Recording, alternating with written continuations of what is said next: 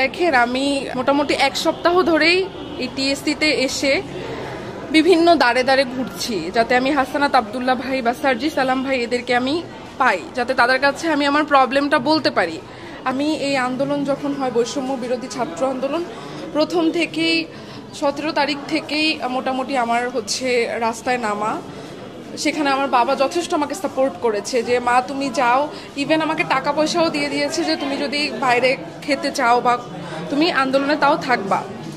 তো আমার ফ্যামিলির এত সাপোর্ট নিয়েই কিন্তু আমি রাস্তায় ছিলাম। আমার সব এভিডেন্সও আছে, আপনারা চাইলে সেটাও নিতে পারেন। তো আমরা একটা ফ্যাসিস্ট সরকারের পতন করেছি। এখন পতন কেন করেছি? যাতে আমরা আমাদের জীবনটাকে আবার সেই আগের মতো স্বাধীনভাবে চলতে পারি। কিন্তু তার মানে এই না যে হচ্ছে মানুষজন এখন দেখা যাচ্ছে যে যারা অপরাধের সঙ্গে যুক্ত না তাদেরকে হচ্ছে বিভিন্ন মানে মামলায় হচ্ছে নাম দেওয়া হচ্ছে, এখানে আবার মামলা বাণিজ্যও হচ্ছে। আমি হচ্ছে আমার জেলা হচ্ছে মাদারীপুর। তো আমাদের মাদারীপুর জেলার 2 আসনের সাবেক এমপি ছিলেন শাহজাহান খান। উনি যখন ক্ষমতায় ছিলেন তখনও আমার বাবা একজন সাবেক ইউনিয়ন পরিষদ চেয়ারম্যান ছিলেন। উনি বিভিন্নভাবে ওনার দ্বারা নির্যাতিত হতো। ওনার লোককে উনি জোর করে ভোট চুরি করে আমার বাবার বাজিতপুর ইউনিয়নে তার একজন প্রতিনিধিকে ওখানে নির্বাচিত সে করেন। তারপর থেকে আমার বাবার এগেনস্টে মিথ্যা মামলা, একটার পর একটা মামলা, আপনারা জানতে পারবেন সেটা মাদারীপুরে একটু খোঁজ নিলেই। তারা বিভিন্ন ধরনের মিথ্যা মামলা আমার বাবাকে দিয়ে বিভিন্ন সময় হয়রানি করিয়েছে। তো আমরা যখন একটা ফ্যাসিস্ট সরকারের পতন করেছি, আমরা একটা নতুন উদ্যমে আমাদের জীবনটা শুরু করতে যাচ্ছিলাম। তো সেখানেও এখনও দেখা যাচ্ছে যে আমরা পুরোপুরিভাবে স্বাধীন হইনি। কারণ হচ্ছে আমার বাবা একজন সাবেক ইউনিয়ন পরিষদ চেয়ারম্যান, 2021 সাল পর্যন্ত ছিল তার ক্ষমতা। তো সে ওইভাবে আওয়ামী লীগ বা বিএনপি কোনো দলের সাথেই ডিরেক্টলি যেটাকে বলে সরাসরি যুক্ত থাকা সেভাবে ছিল না সে। তো এখন দেখা যাচ্ছে যে আপনারা সবাই মোটামুটি অবগত যে মাদারীপুর লেকে দীপ্ত হত্যা মামলা হয়েছে রিসেন্টলি একটা। এটাতে আমার বাবাকে 13 নম্বর আসামি করা হয়েছে। তো এটার কোনো ভিত্তি নেই, এবং সে যে আসলে অপরাধী কিনা এটাও কিন্তু তারা জানে না। তারা আন্দাজের উপরে একটা ভিত্তিহীন একটা মিথ্যা বানোয়াট ভাবে এই মামলাতে তার নামটা এখানে ঢুকানো হয়েছে। আর এটা যে করেছে সে হচ্ছে আমাদের মাদারীপুর জেলার যুব দলের আহ্বায়ক, আমাদের হচ্ছে ওখানকার একজন আওয়ামী লীগের সভাপতি হবে সম্ভবত। ওনার কাছ থেকে 12 লাখ টাকা, যেটা শোনা গিয়েছে, এটা ওখানকার সবাই জানে, 12 লাখ টাকার মতো নিয়ে আমার বাবার নামটা 13 নম্বরে সে লিস্টে দিয়েছে।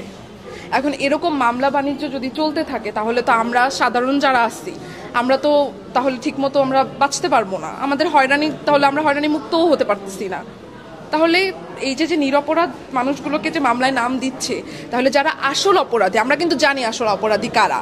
আমি একজন স্টুডেন্ট, আমি এই আন্দোলনে ছিলাম, আমি কিন্তু জানি ওখানে শাহজাহান খানের নেতৃত্বে ছাত্রলীগ আর পুলিশ বাহিনী হচ্ছে আক্রমণটা করেছিল মাদারীপুর লেকে। সেখানে একটা ছেলে দীপ্ত দে সে হচ্ছে মারা গিয়েছে।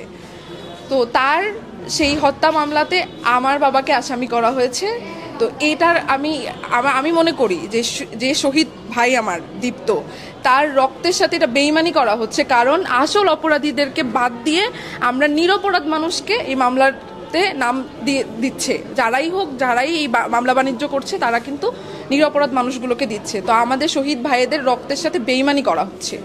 আমি প্রধান উপদেষ্টার দৃষ্টি আকর্ষণ করে বলতে চাই যে আমরা আওয়ামী লীগের আমলেও বিভিন্নভাবে হয়রানির শিকার হয়েছি। বিভিন্ন মিথ্যা মামলা বলেন, বিভিন্নভাবে সাপ্রেসড হওয়া, ডমিনেটেড হওয়া, সবই আমরা হয়েছি।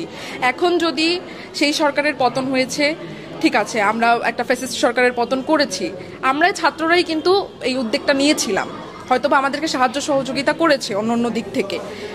তো এখনও যদি আমরা সেই একই হয়রানির শিকার হই, তাহলে আমরা আসলে কার কাছে বিচার চাইব?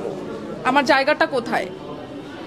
এখানে এই মামলাগুলো হচ্ছে বিভিন্ন থানা, কোর্ট এভাবে নেওয়া হচ্ছে। তারা কি আসলে ইনভেস্টিগেশন করে মামলার নামগুলোকে নিতে পারছে না? তাহলে এখানে স্বচ্ছতাটা কোথায় থাকলো? বিচার বিভাগ বলেন, আইন বিভাগ বলেন, এগুলোর স্বাধীনতা তাহলে কোথায় থাকলো? যদি আরেকজন টাকা খেয়ে নাম দেওয়ার মতো ক্ষমতা সে রাখে, তাহলে আমরা কার কাছে আসলে বিচারটা চাইবো?